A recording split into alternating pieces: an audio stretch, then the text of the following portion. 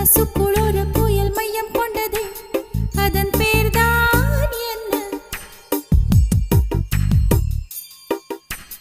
புயலுக்கு காதல் என்று பேர் சொல்கின்றார், அடுத்த நிலைதான் என்ன?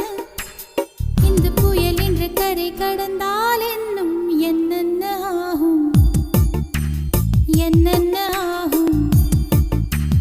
பூகம்பம் நேரும், பூவில் பூகம்பம் நேரும், பூகம்பம் நேரும், பூவில் பூகம்பம் நேரும்.